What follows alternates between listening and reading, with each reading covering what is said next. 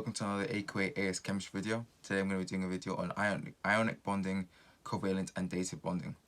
So first of all, we're going to start with ionic bonding. Ionic bonding is a type of bonding between oppositely charged ions. So, and it's usually represented, for example, let's go talk about table salt, right? Or which is known as sodium chloride. It's usually represented in books like this. Now, of course, you know it's more to do about it having sharing of electrons, but generally it's represented like that, right? It's between oppositely charged ions. Ionic bonds, ionic bonding is the electrostatic attraction between the ions of opposite charges. The electrons are attracted to the nucleus of the other atom, essentially, or it's donating an electron to another atom to get a full electron outer shell. It's the donation. It's not the sharing. They're not sharing the electrons. It's donating one electron to another atom, and that forms that bond. Ionic bonds are very strong. Ionic bonds are much stronger than any other type of bond. Sorry, ionic bonds are much stronger than any other type of intermolecular force, but they're generally regarded as being weaker than covalent bonds. And as I said before, they have noble gas configuration.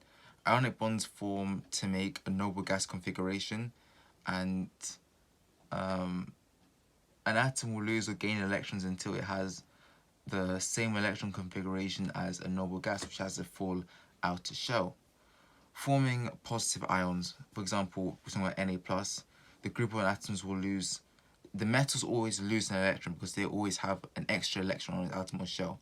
So to form that noble gas configuration, because it's easier for it to lose an electron than to gain 7 more electrons to form the full outer shell. So the metals always lose an electron to form a positive ion instead of forming a N7E minus or Na7 minus. It was more likely to form an Na plus, or a group 2 like an Mg2 plus or aluminium Al3 plus, right? So group 1 atoms will lose an electron to form a full outer shell, so Na plus. Group 2 atoms like magnesium will lose 2 electrons to form a full outer shell because they have 2 electrons in the outermost shell to form Mg2 plus, for example. And group 3 atoms will lose 3 electrons to form a full outer shell, for example, aluminium, which has 3 electrons in the outermost shell, it will lose all 3 of them to form. So it will lose all 3 of them to form an Al3 plus ion. And then the composite is the composite for negative ions. So for example, halogens, or so group 7, group 6, group 7, group 6 atoms will gain 2 electrons to form a full outer shell, whereas group 7 atoms will gain an electron to form a full outer shell. So group 7 of course would be the halogens. They would gain an electron to form a full outer shell. Compound ions, right? So compound ions you can also form ions of compounds like carbonate ions. These are the skeletal formulas, for example. So carbonate ions would have a CO3 2 minus because you can form 2 bonds of oxygen of that here, and then 1 oxygen bond and 1 oxygen here. So it would be CO3 2 minus. An OH minus, pretty much speaks for itself, really. The actual negative charge is actually on the oxygen, not the hydrogen. It's because only an OH here, right, only forming, because there's only 1 bond with hydrogen. So that and it refers to, and it's still got this extra negative charge here. That's why it's OH minus like that. That's why it is like that. The charge is on negative, but you can relieve it like that, to be honest. But technically, the negative charge is more correct to actually put on the oxygen atom, but it's okay for this sake. And the sulfate ion, also known as SO4 2 minus, you can see why, because sulfur can form 6 bonds, 6 electrons in the outermost shell. It can form 2 here, another 2 here, but only one. There's only got 2 left, so it must be one for one oxygen and 1 for the other oxygen, and that leaves 2 extra negative charges. You can already see what's going on here. NO3 2 minus, same principle. It generally doesn't even like to form 4 bonds. It likes to form 3, but there's certain instances where it can form 5, but nitrate ion, NO3 2 minus charge. And obviously the ammonium ion, which is NH4 plus. This is actually got more covalent properties actually, and I'll explain why later when we're talking about the dative bonding. It's actually got one dative bond, and I'll explain what that means later on. So compound ions, these are just some of the few examples you need to know. You remember some of these. So you remember some of these from GCSE to be honest, but they're not generally too difficult to understand. So the formula of ionic formula can be calculated by balancing charges. The principle of electron neutrality states that overall charge must be 0. So overall charge when you're doing these equations must be 0. The same way when you're balancing equations, you know, the law of conservation of mass, no atoms are created or destroyed. The charges must also be, you know, you're not creating a charge. I mean, I guess you could create a charge, but it's like the charges must be balanced on one side of the equation compared to the other side. Yes. So therefore you'd have to add or subtract cations, which are positive ions, or anions, which are negative ions, to find a neutral formula. Alright, now I'm going to talk about ionic lattices. Ionic compounds have a lattice structure, so giant ionic lattices. So when we're talking about ionic compounds, they generally have these massive giant, and if you look at the textbooks, they're generally this giant ionic lattice where they have it sometimes forms a cube structure really. I have a plus charge here, a negative charge here, negative charge here, negative charge there. And they form these massive cube-like structures, right? And that's what makes them so strong. They have such strong and such a regular lattice. The more regular the lattice is, and the same kind of thinking behind with carbon atoms in the sense of the fact that the more regular the lattice is, the more likely they are to stack upon each other, and the more they kink, the more they're less regular, the less likely they are to actually stack well. But this is more to just do with the type of bonding as to do with the physical things like you know, to do with regular lattice. But when you're talking about an ionic lattice, it's a regular lattice that you're talking about here. I could just draw this out more, but you know, you get the point that what I'm trying to draw here really, or maybe you don't. Maybe I'm just doing a lot of rubbish here, but I was going to draw a cube, but who cares now? All right. Anyway, ionic compounds have what's called a giant ionic structure, meaning that structure is made of repeating units of identical structure. Different compounds have different lattices. For example, NaCl has a cubed shaped lattice. Properties, right? Ionic compounds have certain specific properties. They dissolve in water as water is polar. They conduct electricity when molten or dissolved. Ions can move and carry charge when molten or solvated, which means dissolved, as ions are delocalized, and they have a high melting point. Ionic bonds are generally very strong. So if I'm talking about some of the properties here, right? So when I was trying to draw this out, right? Let me just do this instead of just going that. The point of me drawing this was actually a little bit to show you how the property in itself kind of relates to some of the features that it has.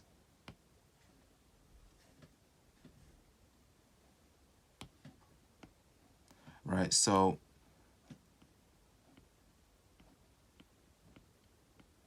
my attempt to draw in Q, you already see the charges. Wherever it's going to be a opposite charge here, right? So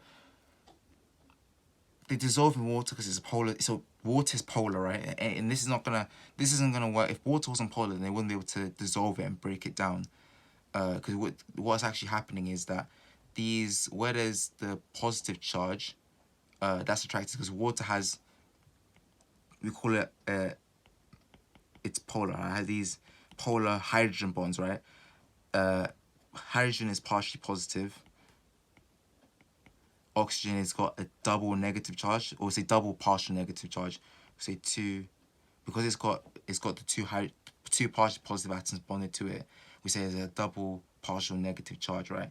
So any of the positive in this case we're talking about NaCl, any of the positive Na plus ions would be attracted to, have a stronger attraction to this negative oxygen atom than it does with the Cl minus. and that's what allows it to break it down. It would form instead of forming a bond with the chloride, it will actually break that bond and form a bond with this oxygen here. And you would learn more about that in year 2 physical, when you're talking about enthalpy of solution, which is the enthalpy of lattice dissociation, which is lattice dissociation. The enthalpy of lattice dissociation is the energy required to break the bond in a lattice, and hydration is the energy required to form a bond with the oxygen atom, which would always be bond forming is always an exothermic, is it? Exothermic reaction, because you're always releasing energy. But that's what's happening here with and it's the same concept with the negative ions, with the positively charged hydrogen atom. They're getting attracted to this water molecule. I know it's kind of long-winded, but it's understanding what's happening. You just say it dissolves. In GCSE, you can just say it dissolves. But how is it? What's actually happening when something is dissolving? It's breaking bonds within its structure and forming a new bond with the specific atoms in water. And that's why it's important that water is polar. They conduct electricity when molten in its structure in itself. You already know from GCSE, then there's no free electrons. The electrons are within these bonds, which means that the electrons aren't delocalized. They're not free to carry a charge and move around and conduct electricity. They can't flow. They're not, in order to conduct electricity, it's free flowing. What is electricity, right? It's the movement of charge from one area to another. And if there's no free flowing electrons, then you can't have a movement of electron or movement of charge from one area to another, right? Via a potential difference. You can't, the electrons are moving down that potential difference, right? So the ions can move and carry charge in molten or solvated or dissolved. When in this when they're dissolved by water, they can move more freely when it's within water, or when it's dissolved, really. And this structure has a high melting point. It can, because it has such a strong bond. These very strong bonds in such a regular lattice. A lot of energy is required to break these bonds. There's no kinks within these structures. It's quite a strong bond, and yeah, these 2 points are related to one another. All right. Now that I've done with that, I can finally go on. We're done with ionic bonding. Now I'm going to go on to covalent and dative bonding, which is slightly shorter, right? So covalent bond is one that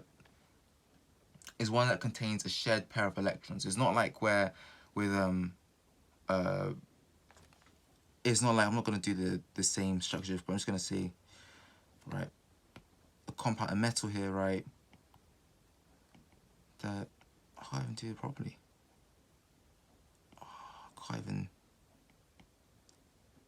you know what, I'm not going to go through this. Maybe I can draw up here. I think I can draw up here.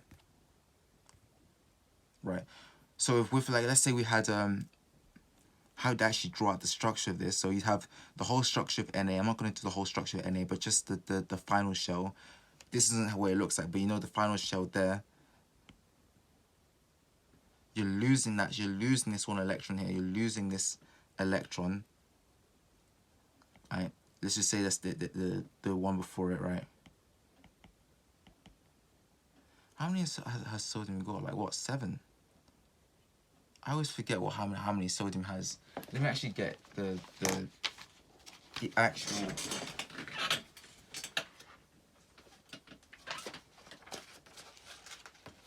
Right.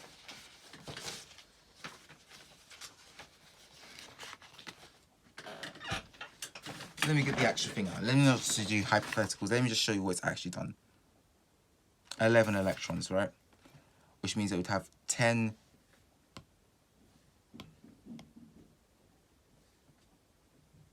Right, when you're doing the sodium here, 1, 2. It's a terrible circle. 8, 9, 10, and then there'll be another ring, or another shell for that 1 electron, but it's losing that 1 electron, is donating that 1 electron, right, and has an overall positive charge, so it can have a chloride ion, which would have 17. I'm not going to do all 17, but ideally it would have a full outer shell, right? It would have because of that, it would gain. It has 17 electrons, which means that to gain one more, it would have. So it's gone from 2, so 2 and a 10, and it'll have another shell here, and it has a full outer shell. I know this is a terrible drawing, but imagine just a 288 rule, the same as GCC 288. I'm not going to draw it in this small space, but a 288 rule. I could do it, but do I want to do it? But yeah, I've already started doing it. I already started.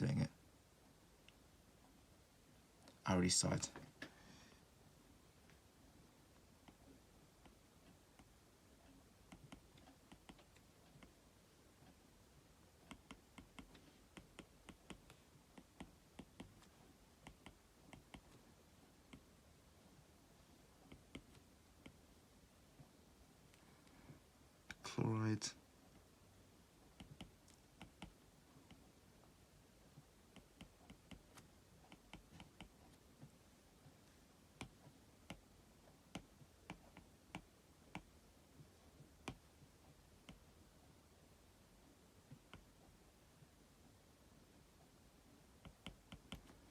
Right. So this is what you have now. So this is ideally. This is not ideally. This is exactly how it would look like in, at least in your GCC books, when you're writing it out. That usually this would have one less electron. So I'll probably draw. Can I get rid of one of these without taking out the entire thing? Nope, it takes out the entire thing. Yes.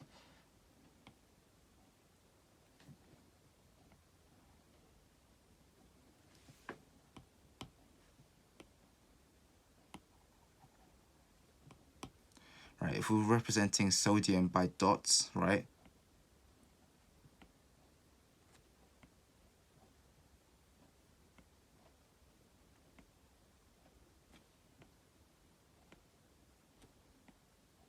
Just to make it easy to identify which electrons are from where.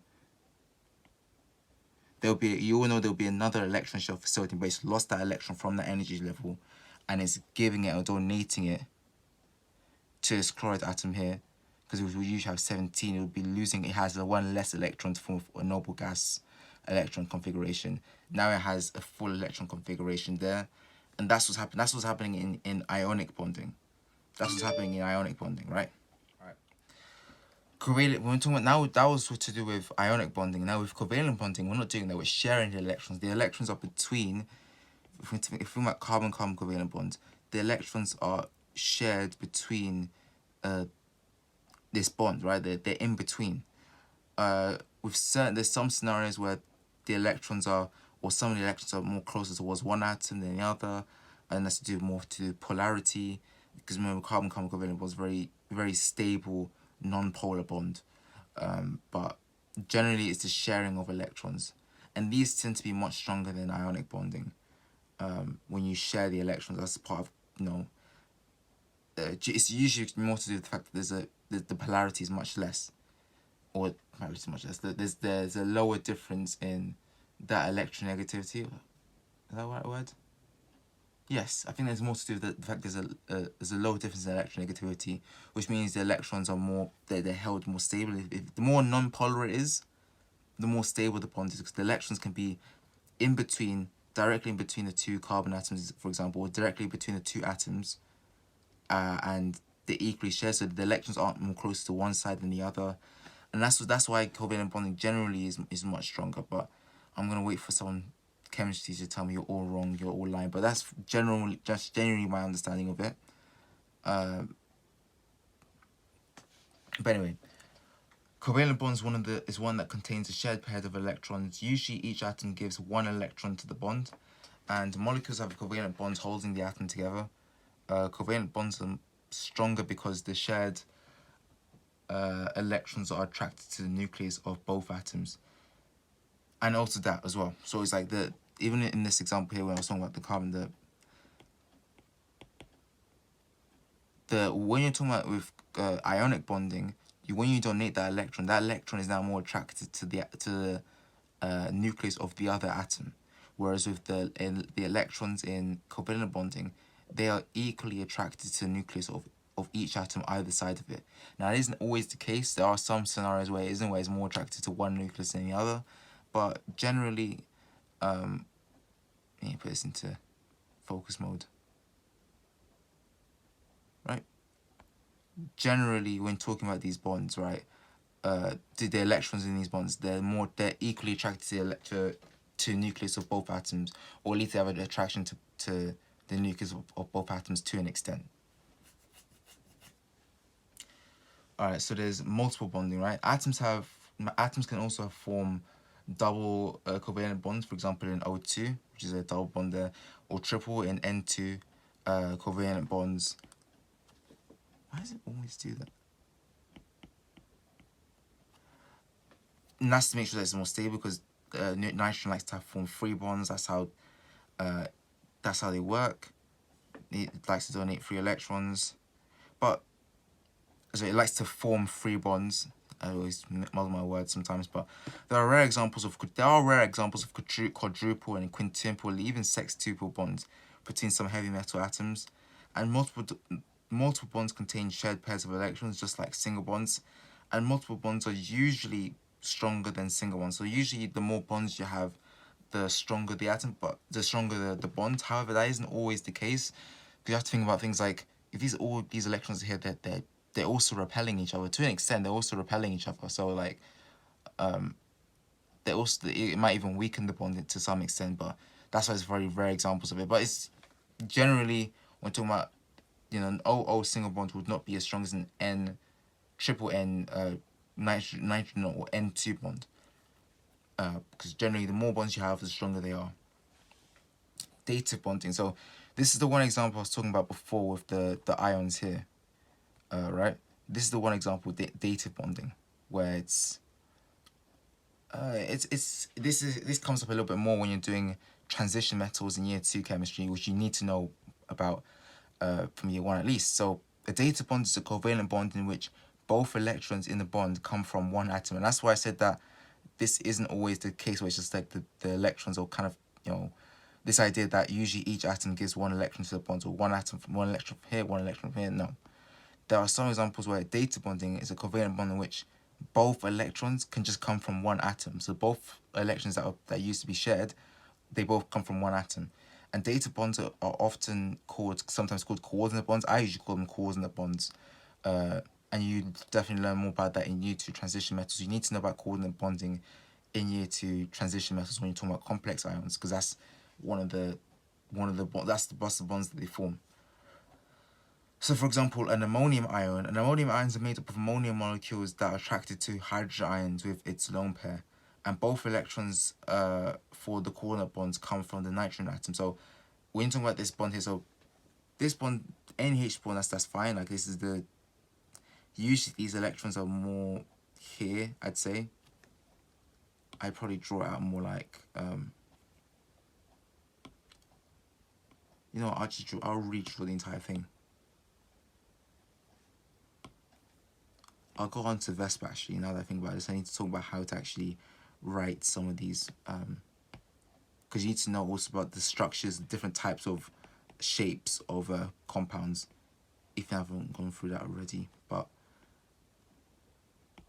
right, so generally, this is a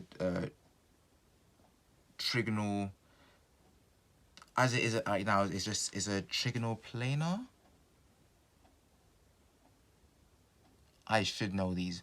Trigonal planar, and then I forgot what the last shape was called when it has, but don't quote me on the name of the shapes, because I have forgotten since GCSE. Trigonal, I believe it's trigonal pyramidal, but no, this is quadrihedral.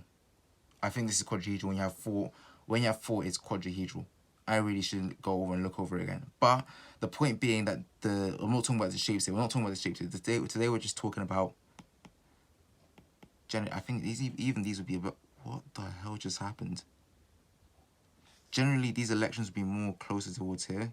We'll do that same thing again. But with this, I don't even want to risk it anymore. But with this last bond here, because usually we use up all three of this bond, but with nitrogen can form an extra bond with this to form a bond with the hydrogen. It can form an extra bond to collect another hydrogen or to form a bond with another hydrogen. However, this bond is not one from hydrogen and one from nitrogen. Both of these bonds, both of these electrons come from the nitrogen atom. So we'd actually draw, we represent this as an arrow. We represent this with an arrow. You don't need to draw the electrons here, but to show that they're going towards the hydrogen, but they're coming from the nitrogen atom, going towards the hydrogen atom.